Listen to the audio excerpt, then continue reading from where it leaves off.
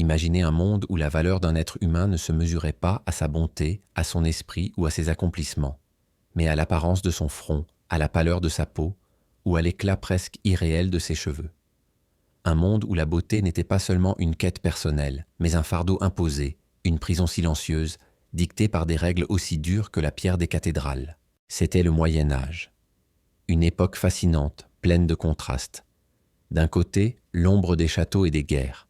De l'autre, la lumière vacillante des bougies dans les chambres des dames, où l'on murmurait des secrets de beauté qui, aujourd'hui, nous paraîtraient impensables. Les femmes de cette époque n'avaient pas le choix. Elles devaient obéir à des critères établis par la société, l'Église et même la superstition. Certaines de ces règles étaient si brutales, si absurdes, qu'elles en devenaient de véritables instruments de torture. Pourtant, elles faisaient partie du quotidien, transmises comme des vérités incontestables. Avant de plonger ensemble dans ce voyage, laissez-moi vous poser une question. Dites-moi d'où m'écoutez-vous? Du silence de votre chambre ou du tumulte d'une ville moderne? Écrivez-le en commentaire et abonnez-vous pour ne rien manquer de ces histoires qui nous font traverser le temps. Car ce que vous allez entendre, ce n'est pas seulement un récit de beauté. C'est une plongée dans une époque où l'apparence pouvait briser une vie, ou l'élever au rang de légende. Et notre première étape commence là où tout idéal médiéval débutait. Sur la peau, ce miroir fragile de la noblesse et de la pureté. Il est difficile d'imaginer aujourd'hui à quel point la peau, ce simple voile qui recouvre le corps, pouvait autrefois décider de toute une existence. Dans l'Europe médiévale, un seul regard suffisait pour classer quelqu'un. Non pas selon sa richesse visible ou son intelligence, mais selon la couleur et l'éclat de sa peau. Une peau claire, lisse, sans taches, représentait bien plus qu'un critère esthétique. Elle était l'équivalent d'un passeport social. La pâleur signifiait que l'on appartenait à une classe supérieure, épargnée par le labeur du soleil et les duretés de la vie paysanne. Être pâle, c'était affirmer silencieusement « Je n'ai pas besoin de travailler dans les champs, je suis au-dessus de cela ». Mais ce n'était pas seulement une question de statut. La pâleur avait une dimension spirituelle. Dans l'imaginaire chrétien, la lumière divine se reflétait dans la blancheur. Les saints représentés dans les enluminures brillaient d'une peau presque translucide. À l'inverse, le teint hâlé, sombre ou taché était souvent associé à la rudesse, voire au mal. Des sermons médiévaux affirmaient parfois que la peau marquée révélait un cœur impur ou une proximité avec le péché. Ainsi, la couleur du visage devenait une lecture morale, un jugement silencieux sur l'âme. Pourtant, obtenir ce teint immaculé n'avait rien de naturel. La majorité des femmes, même nobles, vivaient dans des environnements où le soleil, la fumée des foyers et la poussière altéraient constamment la peau. Les taches, les rides, les cicatrices étaient inévitables. Mais l'idéal social exigeait de les effacer, coûte que coûte. Alors commençait une lutte quotidienne, souvent brutale. Les femmes utilisaient des poudres à base de craie ou de farine pour blanchir le visage. Mais rapidement, la simple poudre ne suffisait plus. On voulait une pâleur permanente, une transformation radicale. C'est alors qu'apparurent les mélanges à base de plomb, de vinaigre ou encore de mercure. Ces concoctions corrosives brûlaient littéralement la peau, détruisant ses couches superficielles pour révéler un teint plus clair. Le prix, toutefois, était terrible. Irritation chronique, cicatrices, vieillissement prématuré. Certaines femmes de cour sont même mortes lentement d'empoisonnement, sans que personne n'ose remettre en cause ces pratiques, tant la pâleur était jugée indispensable. Mais les efforts ne s'arrêtèrent pas là. On racontait que certaines dames préparaient des potions à boire pour purifier leur teint de l'intérieur. Des infusions de lait caillé, des décoctions de plantes comme la bourrache ou le persil, et même des mélanges de miel et de vinaigre étaient consommés en espérant que la peau devienne plus claire. Ces recettes circulaient sous forme de manuscrits, comme de véritables grimoires de beauté. Certaines étaient à partager entre mères et filles, d'autres se murmuraient comme des secrets précieux dans les cours princières. Et il y avait les rituels nocturnes. Beaucoup de femmes dormaient avec le visage recouvert de masques improvisés, farine et œufs battus, lait et mie de pain, argile et herbes pilées. Ces cataplasmes séchaient lentement sur la peau, étirant les traits et promettant un teint plus lumineux au réveil. Imaginez la scène, des chambres sombres éclairées à la chandelle, où des dames, figées sous leurs masques craquelés, attendaient patiemment le matin comme des statues de plâtre. Mais le culte de la pâleur allait au-delà des simples recettes. Certaines pratiques tenaient presque de la superstition. On croyait que se laver le visage à l'eau de pluie du premier jour de mai apportait un teint éclatant toute l'année. D'autres affirmaient que frotter la peau avec une pierre précieuse, comme l'améthyste ou le cristal de roche, permettaient de purifier les impuretés. Ces gestes, mêlant magie et foi, montraient à quel point l'obsession de la peau claire envahissait tous les aspects de la vie quotidienne.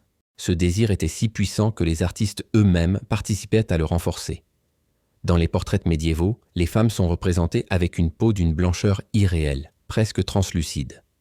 Les peintres exagéraient volontairement cette pâleur, car un visage trop coloré aurait été perçu comme vulgaire ou indigne. Ainsi, même l'art devenait complice de ce mensonge collectif. Mais cette quête avait ses victimes silencieuses. Derrière les murs des châteaux, certaines femmes souffraient en secret des effets de leur propre préparation. Les produits au plomb, en particulier, provoquaient des ulcères, des migraines et une lente intoxication qui minait l'organisme. Pourtant, jamais elles n'auraient avoué la cause de leurs maux. Car dans une société où l'apparence décidait de tout, admettre que l'on avait renoncé à la pâleur équivalait à un suicide social. Et les paysannes, pour elles, le contraste était cruel. Leur peau hâlée par le travail quotidien devenait un stigmate. On les décrivait comme rustiques, grossières, incapables d'atteindre l'élégance des nobles. Certaines tentaient, elles aussi, d'éclaircir leur visage à l'aide de recettes locales. Mais elles n'avaient ni les moyens, ni le temps d'entretenir un tel rituel. Leur bronzage naturel devenait la preuve visible de leur condition, une marque indélébile que nul artifice ne pouvait effacer. Ce fossé social, accentué par la couleur de la peau, créait un monde profondément injuste. Là où nous voyons aujourd'hui la beauté comme une affaire personnelle, les médiévaux y voyaient une hiérarchie rigide. La peau n'était pas seulement un ornement, elle était un verdict. Mais le plus ironique est peut-être ceci. Malgré tous leurs efforts, malgré les douleurs et les poisons, les femmes savaient qu'elles ne pourraient jamais atteindre une perfection éternelle. La vieillesse, les maladies, le temps finissait toujours par marquer le visage. Cette lutte était perdue d'avance. Pourtant, génération après génération, elles continuaient à sacrifier leur santé pour incarner un idéal qui leur échappait.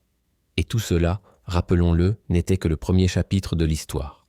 Car la pâleur ne suffisait pas. Une femme médiévale pouvait avoir la peau la plus claire. Si son front n'était pas vaste et lisse, elle n'était pas encore considérée comme belle.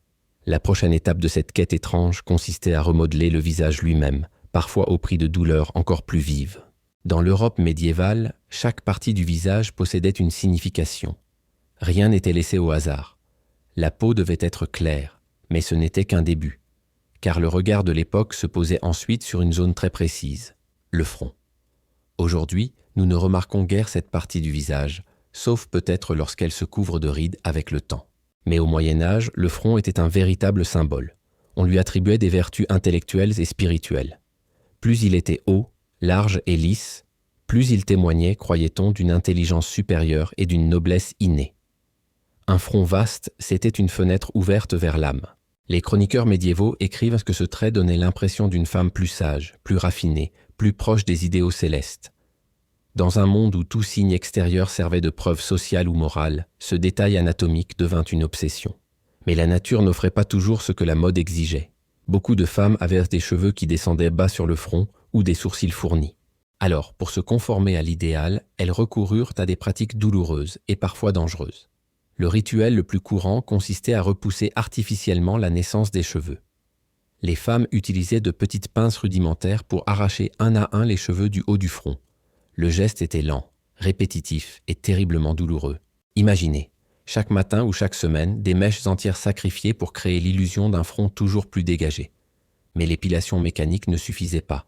Alors apparurent des recettes chimiques. Des mélanges de chaux vive et de vinaigre étaient appliqués directement sur la peau pour brûler les follicules. Le mélange rongeait la chair, laissant la peau rouge, parfois à vif. Certaines femmes portèrent des cicatrices invisibles sous la poudre blanche de leur maquillage, vestiges de ces brûlures répétées. Pourtant, aux yeux de la société, cela n'avait pas d'importance. Ce qui comptait, c'était le résultat. Un front lisse, net, impeccable. Le sacrifice ne s'arrêtait pas là. Les sourcils, jugés trop épais ou trop bas, devaient disparaître. Certaines femmes les rasaient complètement, d'autres les arrachaient un à un. L'idéal voulait que le front s'étende sans obstacle jusqu'aux paupières. Le visage ainsi transformé prenait un aspect étrange, presque irréel, comme une statue vivante. Mais c'était précisément ce que l'on recherchait. Une beauté qui semblait se détacher de la simple condition humaine. On raconte que dans certaines cours princières, les dames rivalisaient pour obtenir le front le plus haut. Les plus courageuses, ou les plus désespérées, allaient jusqu'à se cautériser les racines des poils avec des tiges chauffées au feu, afin de ralentir la repousse. Une pratique brutale qui laissait une odeur de chair brûlée dans l'air, mais qui garantissait des semaines de tranquillité.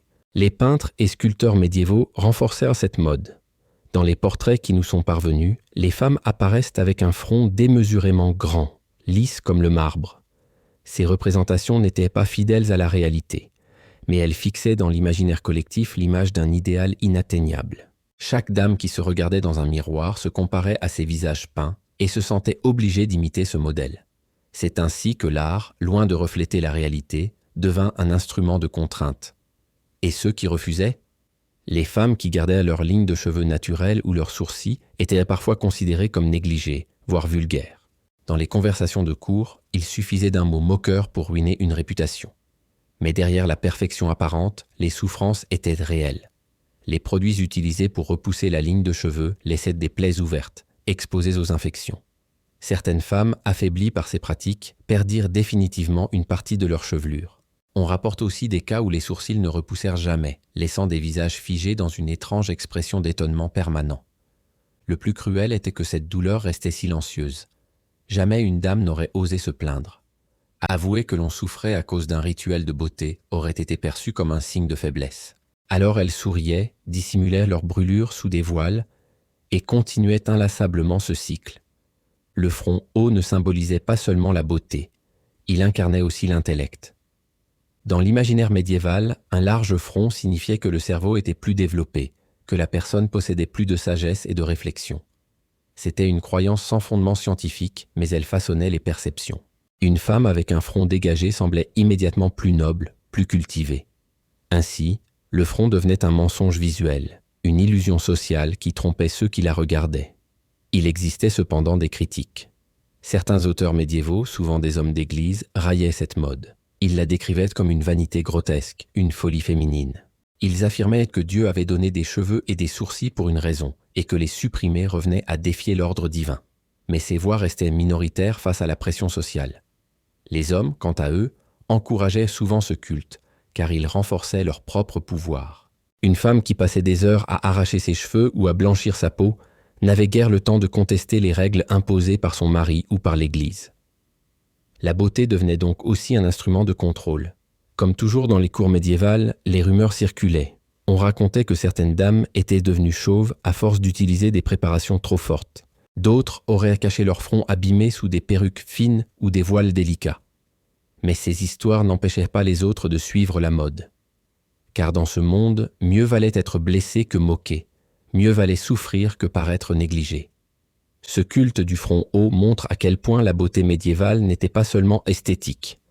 Elle était un langage, une manière de prouver sa place dans le monde. Mais ce n'était pas encore suffisant. Car après la peau claire et le front lisse, un autre critère pesait lourdement sur les femmes, la couleur de leurs cheveux. Et là encore, la mode exigeait l'impossible. La peau pâle et le front démesurément haut n'étaient qu'un début. Pour qu'une femme soit véritablement considérée comme belle au Moyen-Âge, il fallait que sa chevelure, elle aussi, réponde à un idéal précis. Dans l'imaginaire collectif, les cheveux étaient bien plus qu'un simple attribut physique.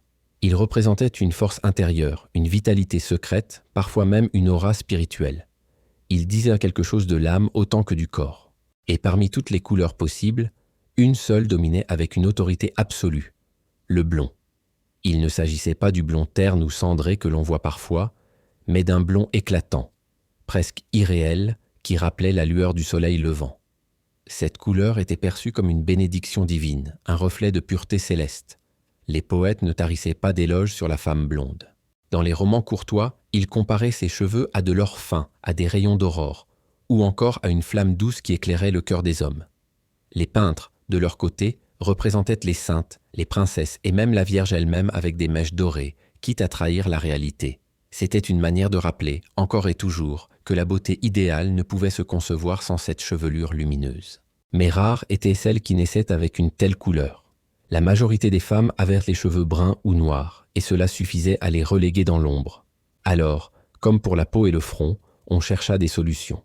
Et ces solutions étaient souvent étranges, parfois dangereuses, toujours exigeantes.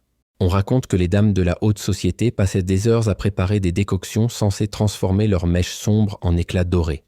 Le safran, épice précieuse, était utilisé dans des mélanges où il côtoyait le citron et le vinaigre. La pâte obtenue, d'une odeur à la fois sucrée et acide, était appliquée longuement sur les cheveux. Puis venait l'étape du soleil, car rien ne valait la lumière du jour pour activer le processus.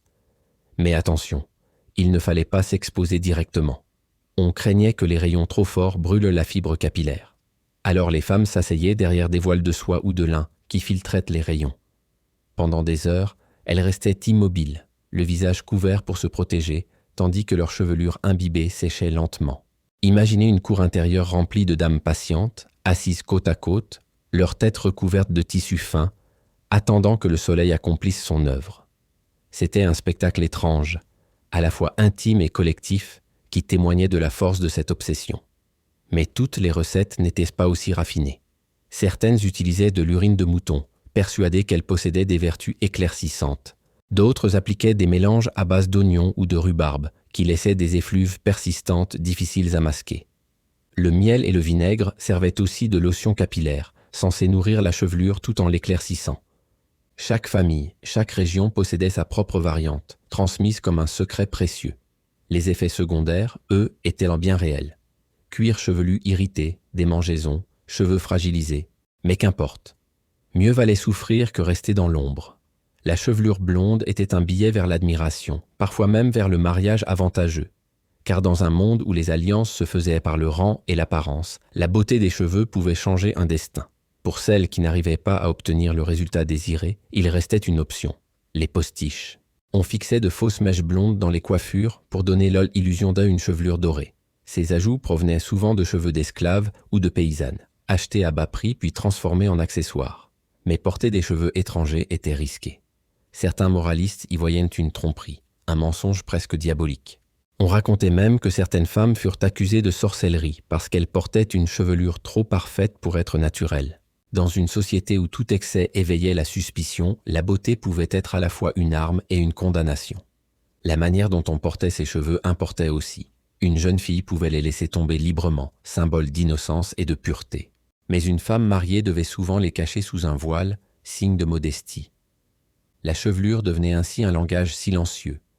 Montrée, elle séduisait. Dissimulée, elle protégeait la réputation. Mais quelle que soit la manière, la couleur restait la clé. Le brun et le noir étaient associés à la rusticité, à la banalité. Le blond, lui, signifiait distinction, rareté, lumière. Ce culte du blond créait des paradoxes cruels. Dans les campagnes, la majorité des femmes avaient des cheveux sombres. Cela suffisait à les exclure d'emblée de l'idéal. Peu importait leur grâce naturelle ou leur esprit. La couleur de leur chevelure les condamnait à rester invisibles aux yeux des puissants. Le contraste avec les dames de cour, qui passèrent des fortunes en safran et en cosmétiques, renforçait la frontière sociale. Ainsi, la beauté, loin d'être universelle, devenait un privilège de classe. Certaines pratiques prirent même des allures d'obsession. On rapporte que des femmes dépensaient tout leur argent en épices rares pour quelques mèches plus claires. D'autres se livraient à de longues cures de soleil, au point d'endommager leur santé. Les critiques ne manquaient pas. Des prêcheurs dénonçaient ces dames qui brûlaient leur tête pour des raisons futiles. Mais leur voix pesait peu face à la pression collective. La chevelure, dans toute sa symbolique, n'était pas seulement une affaire de beauté. Elle était un instrument social, un outil de pouvoir silencieux. Une femme aux cheveux dorés pouvait séduire, manipuler, obtenir des faveurs. Une autre, aux cheveux sombres, restait dans l'ombre, quelle que soit sa valeur réelle. Le blond devenait ainsi une monnaie invisible, un capital esthétique qui ouvrait des portes ou les fermait à jamais. Mais cette quête infinie portait aussi une dimension tragique, car à force de chercher à ressembler à un idéal presque irréel, beaucoup de femmes s'exposaient à des souffrances inutiles. Leur cuir chevelu brûlait, leurs cheveux s'abîmaient, leur santé se détériorait. Et pourtant, elles continuaient, génération après génération, prisonnières d'une exigence imposée par les poètes, les peintres et les regards des hommes. Ainsi, après la peau claire et le front haut, les cheveux dorés complétèrent le triptyque cruel de la beauté médiévale. Mais ce n'était pas tout, car une fois ces grands traits maîtrisés, il fallait encore s'occuper des détails plus intimes. Le sourire, les dents, la bouche. Des détails minuscules, mais qui eux aussi pouvaient décider d'un destin. Après la peau et le front, après la chevelure dorée travaillée avec tant de souffrance et de patience, restait encore une partie du visage que personne ne pouvait ignorer, la bouche. Car à travers le sourire, c'était tout le caractère d'une femme qui s'exprimait, toute la grâce ou la disgrâce que l'on croyait lire dans son âme.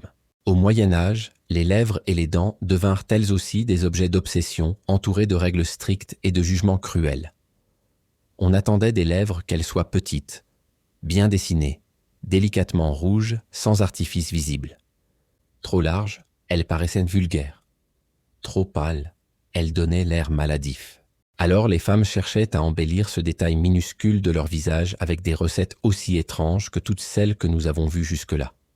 Certaines se frottaient à les lèvres avec des pétales de coquelicot ou de rose, afin de leur donner une teinte plus vive. D'autres utilisaient un peu de vin rouge ou même du sang animal, appliqué discrètement pour colorer la bouche. Mais attention, trop de couleurs passaient pour de la provocation, un signe de vanité excessive, voire de séduction interdite. L'art, encore une fois, joua son rôle en figeant cet idéal. Dans les fresques et les portraits, on retrouve ces bouches fines, closes, comme retenues dans une réserve éternelle. Le sourire éclatant que nous admirons aujourd'hui n'avait pas sa place dans l'imaginaire médiéval. Ce qui importait, c'était la retenue, la délicatesse, l'impression que la femme portait en elle un secret qu'elle ne livrerait pas.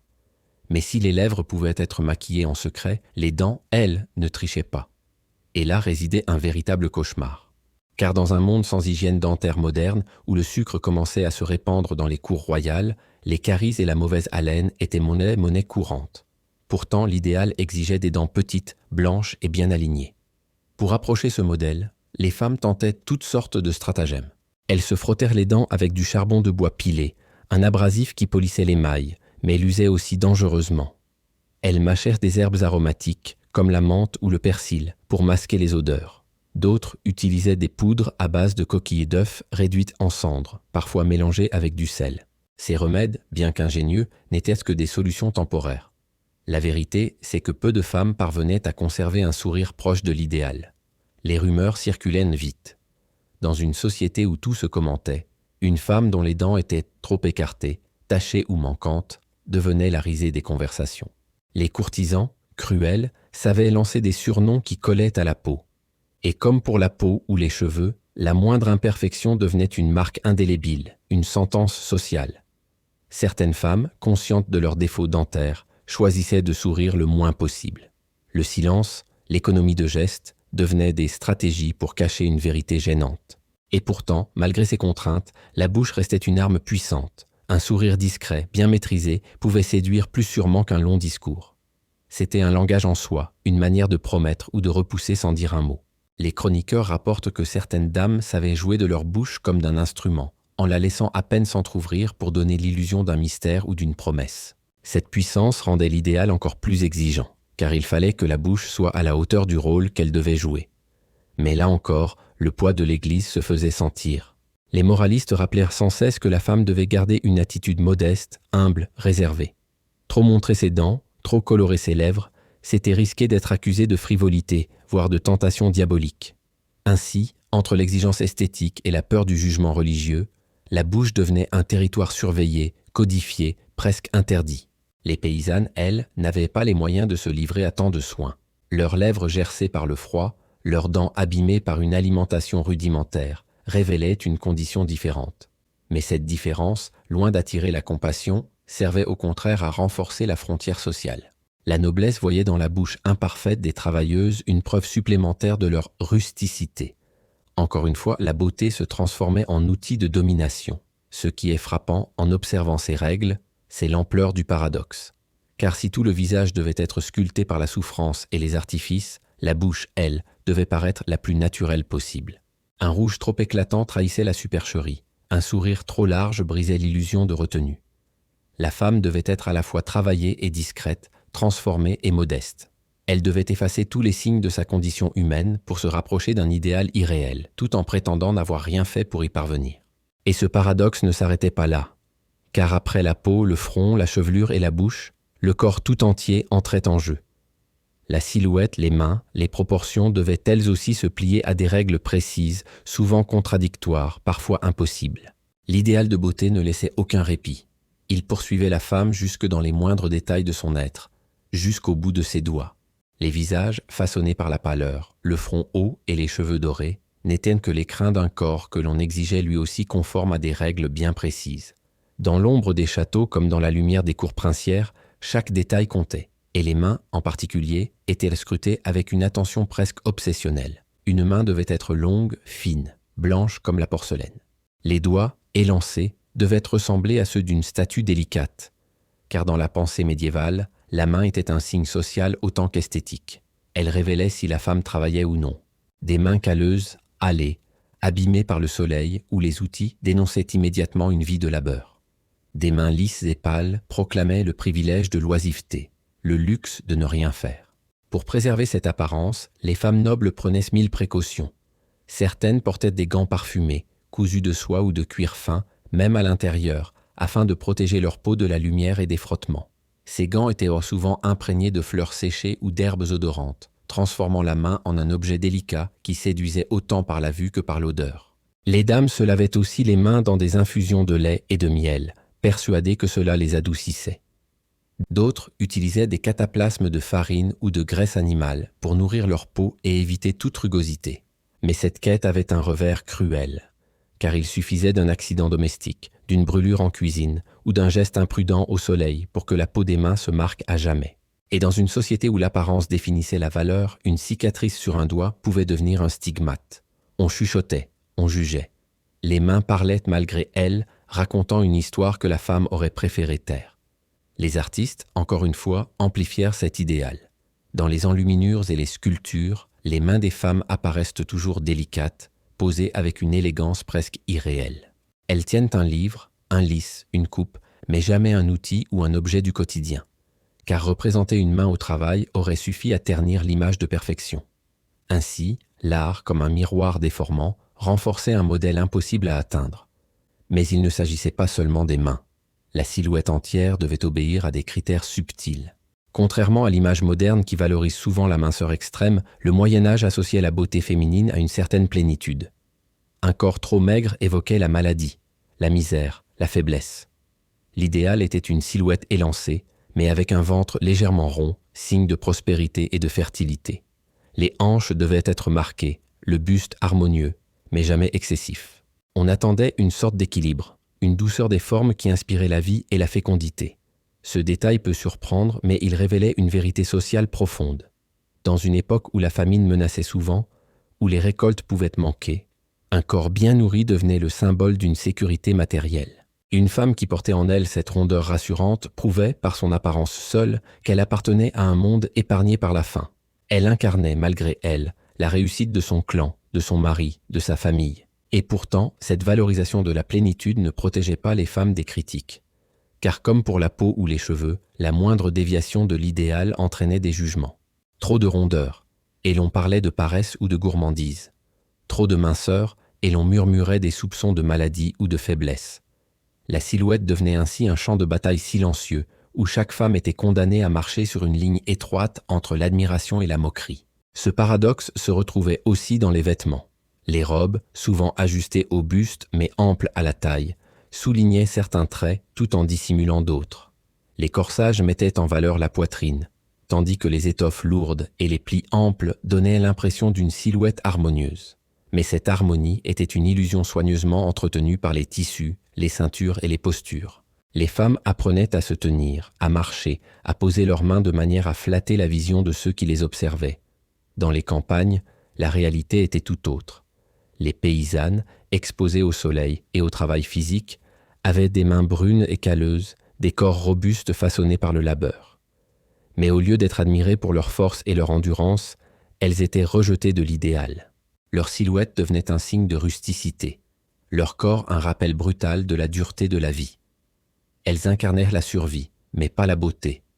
Ainsi, la société médiévale traçait une ligne invisible mais impitoyable entre deux mondes, celui des corps préservés par le privilège et celui des corps marqués par la nécessité. Dans ce contraste, il est difficile de ne pas voir une injustice profonde. Car la beauté, loin d'être un langage universel, était utilisée comme un outil pour renforcer la hiérarchie sociale. Les mains blanches disaient « je suis noble, je suis au-dessus ». Les mains sombres disaient « je travaille, je suis en bas ». La silhouette légère mais nourrie disait « je suis riche ». Le corps maigre ou trop fort disait Je suis pauvre. Derrière chaque jugement esthétique se cachait un jugement social. Et pourtant, malgré toute cette rigidité, certaines femmes surent détourner les règles à leur avantage. En apprenant à jouer de leur posture, de leurs gestes, de leur manière de se présenter, elles transformèrent leurs mains et leur corps en instruments de pouvoir. Une main posée avec grâce sur un bras pouvait séduire plus sûrement qu'une chevelure dorée. Une démarche lente, contrôlée, pouvait attirer plus de regards qu'un visage parfaitement maquillé. Car même dans un monde obsédé par les règles, il restait un espace pour l'art de la subtilité. Mais ce jeu dangereux ne faisait que renforcer l'importance de chaque détail. Après les mains et la silhouette, un autre domaine se trouvait lui aussi pris dans l'étau de la beauté et de la morale, celui des artifices. Car si les femmes avaient recours à tant de rituels et de stratagèmes, tout cela devait pourtant rester invisible. Car une autre force, redoutable, surveillait leurs moindres gestes, l'Église.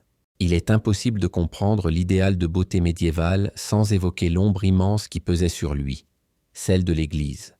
Car au-delà des cours princières et des salons où l'on vantait la blancheur d'un front ou l'éclat d'une chevelure, il y avait les sermons, les prêches et les menaces d'un pouvoir spirituel qui voyait dans ces artifices bien plus qu'un jeu d'apparence.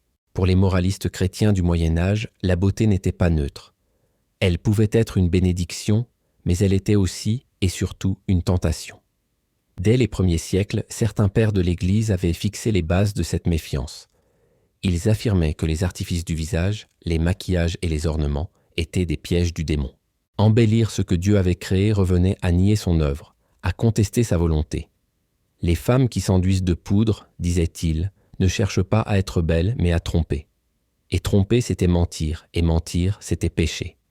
Ainsi, une simple teinte appliquée sur les lèvres pouvait, aux yeux de certains prêcheurs, ouvrir une porte vers la damnation éternelle. On retrouve dans les écrits religieux de l'époque des avertissements d'une sévérité implacable. Les femmes étaient prévenues que leurs artifices ne feraient qu'attiser le désir, qu'elles deviendraient alors les instruments de la chute des hommes, comme Ève avait été celle d'Adam. La beauté, loin d'être perçue comme un don à célébrer, devenait suspecte, dangereuse, potentiellement diabolique. Et dans une société où la religion dictait les lois autant que les coutumes, ces paroles n'étaient pas que de simples mises en garde. Elles avaient le pouvoir de briser des réputations, de condamner des vies. Pourtant, cette condamnation n'empêchait pas les pratiques de perdurer. Bien au contraire. Dans les cours, on continuait à blanchir sa peau, à arracher ses cheveux, à éclaircir sa chevelure. Mais tout cela devait rester discret, invisible. Car se montrer trop maquillé, trop artificiel, c'était s'exposer à la critique, voire à l'exclusion. Ainsi, les femmes vivaient dans une contradiction permanente. Elles devaient obéir aux critères de beauté pour séduire, pour exister socialement, mais elles ne devaient jamais paraître y travailler. La beauté devait sembler naturelle, comme un don tombé du ciel, même lorsqu'elle coûtait des heures de souffrance et des litres de potions étranges. Ce double piège rendait la vie des femmes encore plus difficile, car elles se trouvaient prises entre deux forces contraires, le regard des hommes qui exigeait la perfection et le regard de l'Église qui la condamnait. Trop de soins, et elles devenaient vaniteuses. Pas assez, et elles devenaient négligées. C'était une ligne étroite, un équilibre impossible, où chaque faux pas pouvait entraîner des conséquences sociales terribles. Certains récits rapportent même des cas où la beauté fut assimilée à la sorcellerie. Une femme jugée trop séduisante, trop éclatante pour être naturelle, pouvait être accusée d'avoir pactisé avec le diable. Des cheveux trop blonds, un teint trop pâle, des yeux trop brillants. Autant de signes qui pouvaient éveiller la suspicion. Ce qui avait été une bénédiction se transformait soudain en malédiction. La beauté devenait un danger, un poids, un risque constant. Et pourtant, malgré ces condamnations, malgré ces peurs, la quête ne s'arrêtait pas. Car dans les coulisses des monastères eux-mêmes, certains manuscrits consacrés aux soins corporels circulaient, discrètement. Les religieuses, parfois, notaient des recettes de beauté dans les marges de leurs livres de médecine. Car même celles qui prêchèrent la modestie s'avèrent que le corps, comme l'âme, demandait à être entretenu. Il est frappant de voir à quel point cette contradiction traverse toute la période médiévale. La beauté était à la fois exaltée et condamnée, exigée et proscrite. Elle devenait un langage codé, une arme à double tranchant. Pour les femmes, elle était à la fois un moyen de s'élever et un prétexte pour les enchaîner. Car en accusant la beauté de provoquer la chute des hommes, l'Église renforçait l'idée que les femmes, dans leur essence même, étaient des tentatrices. Elles étaient rendues coupables d'exister dans un corps jugé trop attirant. Cette vision laissa des traces profondes. Elle installa l'idée que la femme devait se cacher, se couvrir, se surveiller. que son corps était dangereux, que son visage pouvait être un piège. Et ainsi, les règles de beauté médiévales, déjà brutales, devinrent encore plus lourdes à porter, car elles s'accompagnaient d'une menace invisible, celle de l'accusation morale. Mais, comme souvent, certaines surent retourner cette arme à leur avantage. Car si la beauté était condamnée, elle n'en restait pas moins puissante. Une femme qui maîtrisait l'art subtil de paraître naturellement parfaite pouvait séduire, influencer, obtenir des faveurs que la morale prétendait lui interdire. Derrière les sermons et les interdits, des intrigues se tissaient, où la beauté devenait un outil secret de pouvoir. Ainsi, à chaque instant, la femme médiévale devait jouer un double rôle. Incarner l'idéal exigé par la société, tout en dissimulant les moyens utilisés pour y parvenir. Elle devait être à la fois lumineuse et modeste, éclatante et discrète, séduisante et pieuse. Une contradiction insoutenable, mais que beaucoup apprirent à manier avec une habileté remarquable. Et tout cela n'était pas la fin du voyage. Car au-delà des règles visibles et des condamnations religieuses, il y avait encore un autre monde, plus secret, plus étrange. Celui des recettes mystérieuses, des potions et des filtres que l'on se transmettait comme des grimoires de magie. Si les sermons condamnèrent les artifices, cela n'empêchait pas les femmes et parfois même les hommes de chercher dans l'ombre des solutions plus secrètes. Car au-delà des poudres et des mélanges connus, il existait tout un univers de recettes étranges, de préparations improvisées, de filtres qui tenaient presque de la magie. Ces potions circulaient de bouche à oreille, se transmettaient de mère en fille, ou se lisaient dans de vieux manuscrits tachés d'encre, souvent dissimulés derrière des pages de médecine ou d'herboristerie. Certaines de ces recettes paraissent aujourd'hui presque poétiques. On disait par exemple que frotter son visage avec des pétales de rose au lever du soleil apportait un éclat éternel. D'autres affirmaient qu'un mélange de lait et de miel appliqué chaque soir gardait la peau douce comme de la soie. Ces gestes, répétés avec patience, étaient empreints de la croyance que la nature elle-même recelait des secrets divins, que chaque plante, chaque fleur, chaque fruit portait en lui une clé de la beauté. Mais d'autres préparations étaient bien plus étranges, voire inquiétantes. On utilisait parfois du sang animal pour colorer les joues ou les lèvres, car on croyait que le rouge vif du sang donnait aux traits une vigueur surnaturelle. Certaines femmes mélangeaient du blanc d'œuf avec de la poudre de coquille broyée pour lisser leur teint. D'autres appliquaient sur leur peau des cataplasmes de cendre ou de suie, croyant que la brûlure légère de ces éléments purifierait les impuretés. La frontière entre beauté et médecine était souvent floue. Beaucoup de ces recettes étaient inspirées des traités médicaux de l'époque, qui eux-mêmes mélangeaient observations, superstitions et influences antiques. Ainsi, une préparation à base de vinaigre et de plantes pouvait être prescrite à la fois pour soigner une maladie de peau et pour embellir le visage. La cosmétique et la guérison marchaient main dans la main, dans un monde où la science n'était pas encore séparée de la magie. Certaines recettes touchaient au mystique. On disait que se laver le visage avec l'eau de pluie recueillie le premier jour de mai apportait non seulement un teint éclatant, mais aussi une chance particulière dans la vie. D'autres recommandèrent de se baigner à la lumière de la lune, persuadés que cet astre conférait une clarté nouvelle à la peau. Ces gestes étaient des rituels plus que de simples soins, des manières de se relier au cosmos, de puiser la beauté dans l'ordre du monde. Mais il y avait aussi des excès dangereux. Le soufre, par exemple, était parfois utilisé pour traiter les imperfections, au prix de brûlures et d'irritations sévères. L'arsenic, dans de petites doses, entrait dans certaines préparations, censé donner un éclat incomparable. Le mercure lui-même, que l'on trouve dans les vieux grimoires, était recommandé pour lisser la peau, sans que l'on comprenne les ravages qu'il causait lentement dans le corps. Ces pratiques, qui nous paraissent insensées, étaient pourtant des trésors jalousement gardés, car elles promettaient d'approcher un idéal presque inaccessible. Il n'était pas rare que ces secrets soient entourés d'un voile de silence, comme s'ils relevaient de la sorcellerie. Une femme qui connaissait trop de recettes pouvait susciter la méfiance. On murmurait qu'elle avait pactisé avec des forces obscures, qu'elle consultait les esprits de la nuit. Dans un monde où la frontière entre science et magie était fragile, l'herboriste et la sorcière n'étaient séparés que par un fil. Et parfois, ce fil se rompait. Des femmes furent accusées d'utiliser des filtres diaboliques quand elles n'avaient fait qu'appliquer des remèdes de beauté transmis depuis des générations. Pourtant, malgré les risques, malgré les condamnations, ces recettes survivaient, car elles offraient aux femmes une forme de contrôle dans un monde qui leur en laissait si peu. Les potions et les filtres étaient des armes discrètes, des alliés silencieux. Ils permettaient de défier un instant la vieillesse, d'attirer un regard, de séduire un prétendant. Dans l'intimité des chambres, ces gestes prenaient une dimension presque sacrée, un moment où la femme reprenait possession de son image, où elle sculptait son destin à travers les herbes, les poudres et les liquides mystérieux. Et il y avait toujours cette part d'imagination, de croyance qui donnait à ces pratiques une dimension envoûtante. Car si les résultats étaient parfois minces, le simple fait d'y croire, le simple fait d'espérer, suffisait à transformer l'attitude, le regard, le port de tête. La beauté ne résidait pas seulement dans le résultat, mais aussi dans l'assurance que ces rituels conféraient. Une femme qui croyait avoir trouvé le secret d'un éclat éternel marchait déjà différemment, parlait déjà avec plus de confiance. Et cela, en soi, devenait une arme puissante. Ces secrets, transmis dans l'ombre, ont traversé les siècles.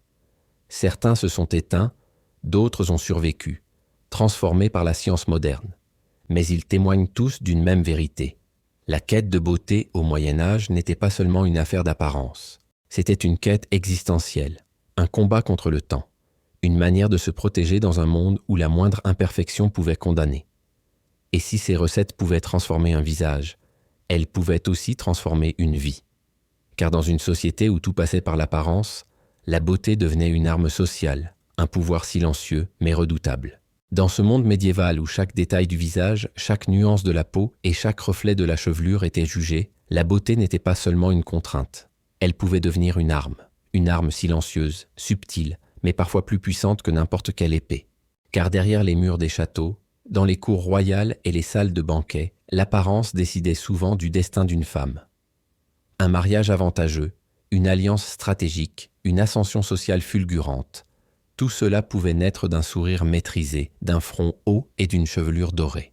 Dans une époque où les femmes avaient peu de moyens d'agir directement sur le pouvoir, la beauté devenait l'un de leurs rares leviers. C'était un langage qu'elles savaient à manier, parfois avec une habileté qui dépassait de loin les attentes des hommes qui croyaient les contrôler. Les chroniques médiévales sont remplies d'histoires de femmes dont la beauté bouleversa l'ordre établi. Certaines reines ou favorites ont su, par leur apparence et leur charisme, obtenir des privilèges immenses, influencer des décisions politiques, voire déclencher des guerres. Les troubadours chantaient la puissance des dames dont les yeux faisaient plier les chevaliers, dont la grâce inspirait des serments de loyauté plus forts que le fer. Derrière ces poèmes se cachait une vérité. L'idéal de beauté, aussi cruel soit-il, pouvait aussi être un outil de domination. Mais cette arme était dangereuse, car une femme trop belle attirait autant de jalousie que d'admiration. Les murmures, les rumeurs, les accusations ne tardaient pas à la suivre. On disait qu'elle avait ensorcelé son mari, qu'elle utilisait des filtres interdits, que son éclat ne pouvait être que l'œuvre du diable. Plus une femme séduisait, plus elle devenait suspecte. La frontière entre la beauté admirée et la beauté maudite était d'une finesse glaçante.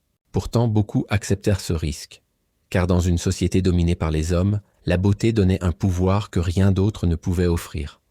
Une femme pouvait, par son apparence seule, renverser les rapports de force. Elle pouvait obtenir des terres, des titres, des protections qu'aucune autre stratégie n'aurait permis d'acquérir.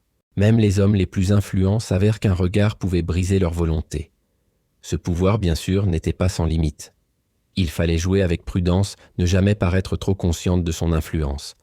La beauté devait rester enveloppée d'une forme d'innocence.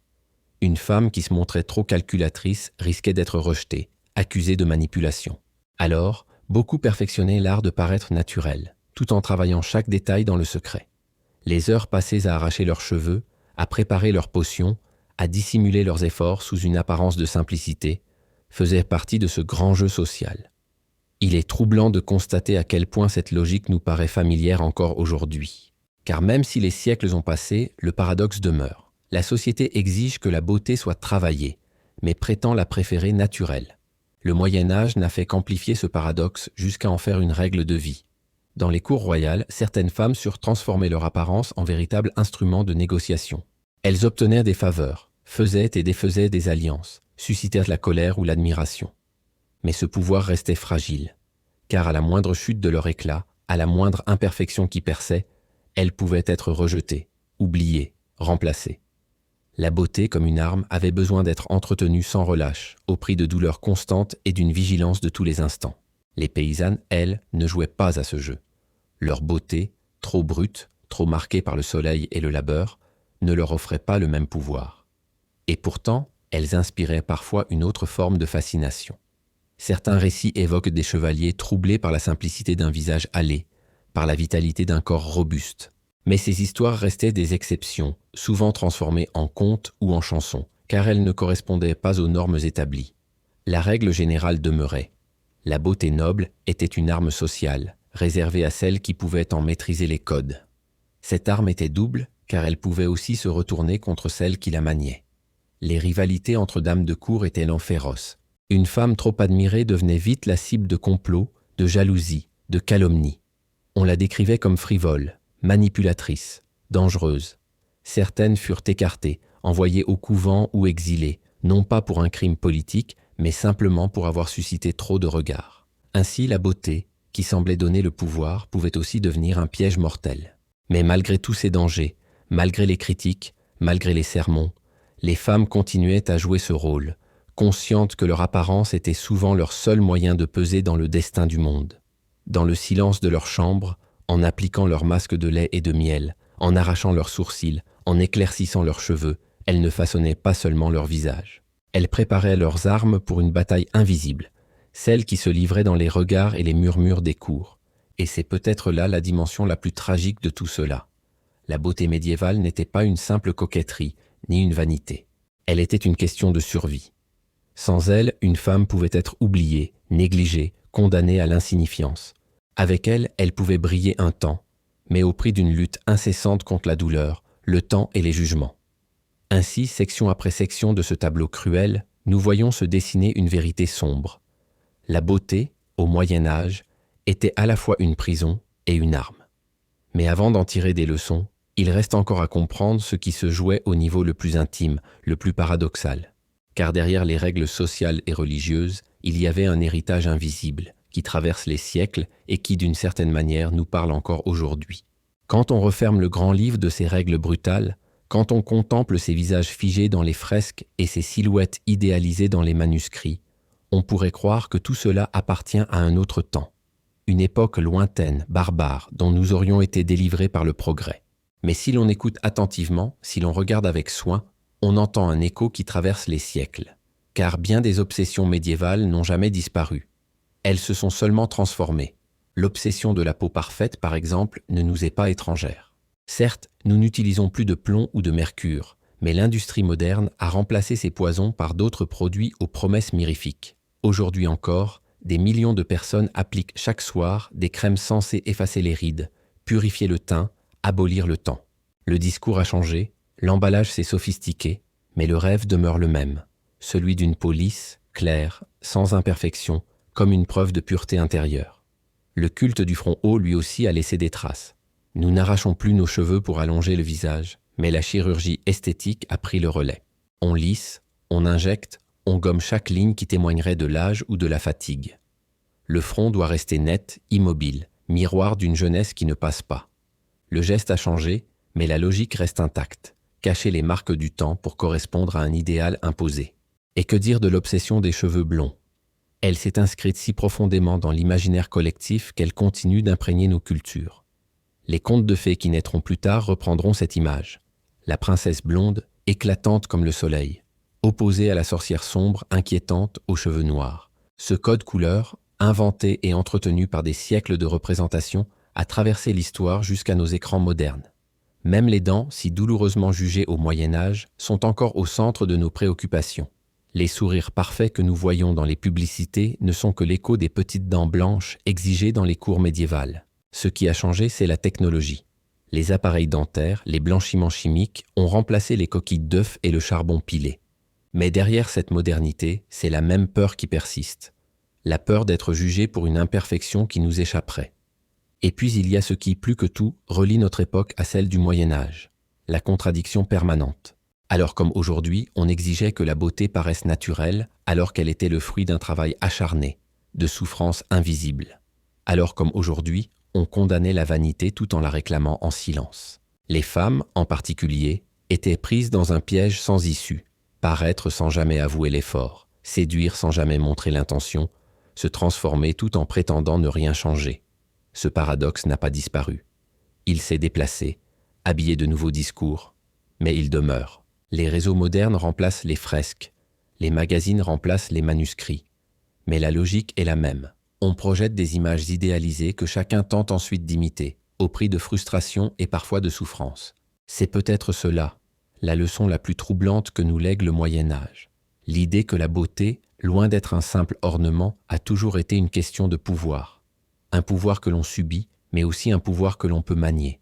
Les femmes du Moyen Âge l'avaient compris. Elles savaient qu'un regard, un sourire, une chevelure pouvaient infléchir le destin. Elles savaient aussi que ce pouvoir pouvait se retourner contre elles, devenir accusation, condamnation, parfois malédiction. Ce jeu dangereux n'a pas disparu. Il s'est simplement transformé en 1000 variantes modernes. Alors, en regardant ces portraits médiévaux, on ne peut s'empêcher de ressentir à la fois de la compassion et une étrange familiarité.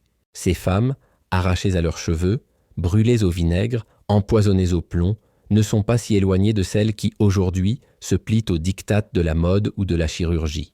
Elles voulaient exister, elles voulaient plaire, elles voulaient survivre dans un monde qui les jugeait sans cesse. Leur souffrance a changé de visage, mais son écho résonne encore. Et pourtant, au cœur de ce récit, il y a aussi une forme de résistance.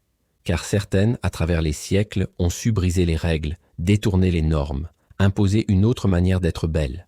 Elles ont refusé de cacher leurs cheveux sombres, elles ont gardé leurs sourcils, elles ont ri à pleines dents malgré les moqueries.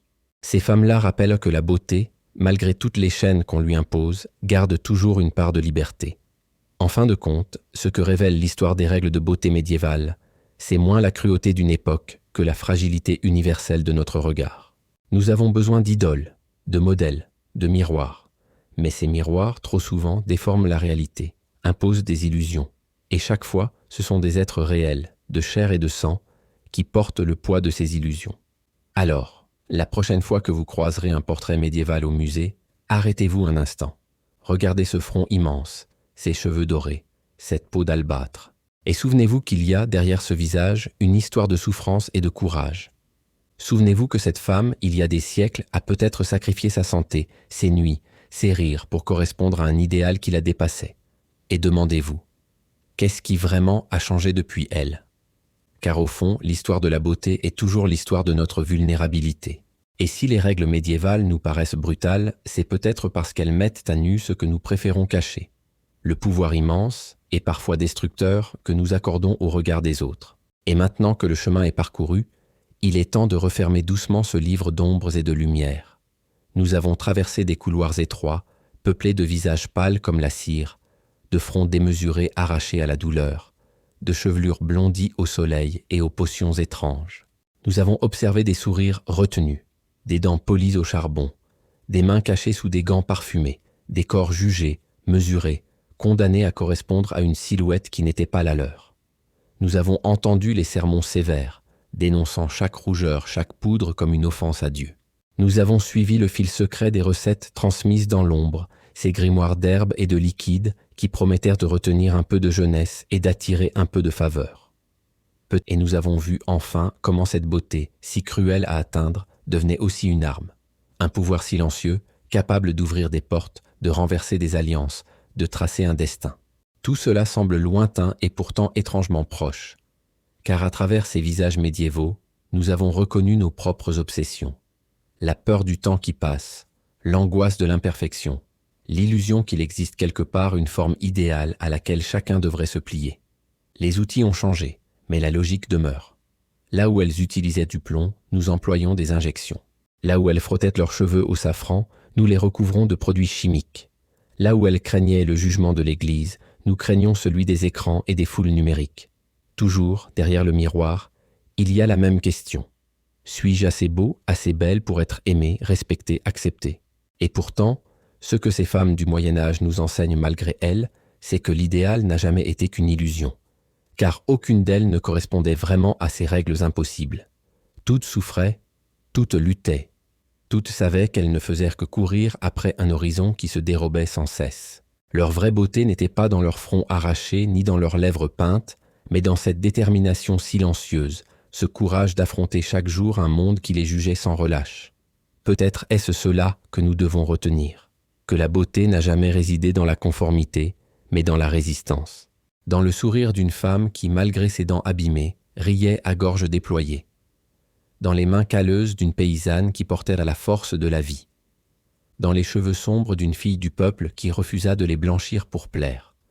Dans l'assurance tranquille de celles qui, même contraintes par 1000 règles, parvinrent à imposer leur propre éclat. Alors, la prochaine fois que vous croiserez un visage médiéval dans un musée, Arrêtez-vous un instant. Derrière ce front lisse et ces yeux figés, souvenez-vous des douleurs invisibles, des rituels étranges, des prières silencieuses. Derrière cette peau blanchie à la chaux, imaginez la femme réelle, avec ses doutes, ses blessures, ses espoirs. Derrière cette chevelure dorée, voyez la patience, les heures passées au soleil, le parfum acide du citron et de l'urine. Derrière chaque sourire figé, entendez les murmures, les moqueries, les peurs.